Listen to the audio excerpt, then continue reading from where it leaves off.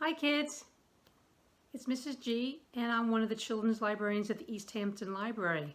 I'm back to read you a story, and the book I've chosen is a classic. I actually remember reading it when I was a child. It's called Harold and the Purple Crayon. It's by Crockett Johnson, and I thank HarperCollins for allowing me to read the book.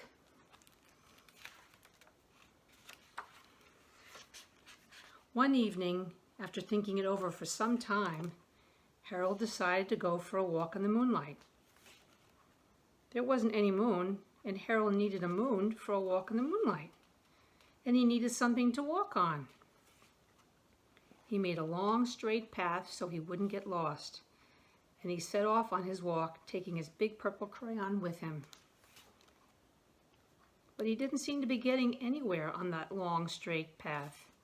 So he left the path for a shortcut across a field, and the moon went with him. The shortcut led right to where Harold thought a forest ought to be. He didn't want to get lost in the forest, so he made a very small forest with just one tree in it. It turned out to be an apple tree.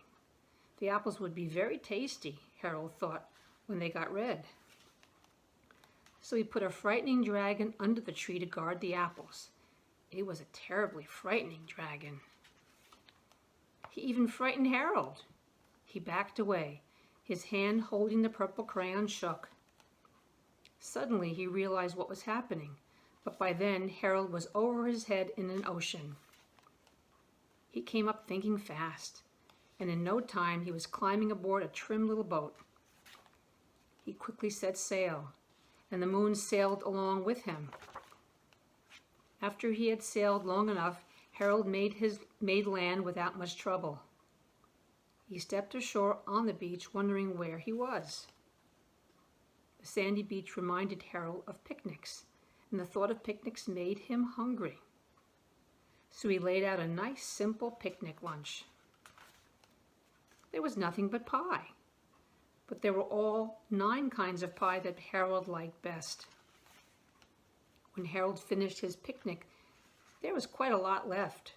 He hated to see so much delicious pie go to waste. So Harold left a very hungry moose and a deserving porcupine to finish it up, and off he went, looking for a hill to climb to see where he was. Harold knew that the higher up he went, the farther he could see, so he decided to make the hill into a mountain. If he went high enough, he thought, he could see the window of his bedroom. He was tired, and he felt he ought to be getting to bed. He hoped he could see his bedroom window from the top of the mountain. But as he looked down over the other side, he slipped, and there wasn't any other side of the mountain. He was falling in thin air. But luckily, he kept his wits and his purple crayon. He made a balloon, and he grabbed onto it. And he made a basket under the balloon big enough to stand in. He had a fine view from the balloon, but he couldn't see his window. He couldn't even see a house. So he made a house with windows, and he landed the balloon on the grass in the front yard. None of the windows was his window. He tried to think where his window ought to be. He made some more windows. He made a big building full of windows. He made lots of buildings full of windows. He made a whole city full of windows. But none of the windows was his window. He couldn't think where it might be. He decided to ask a policeman.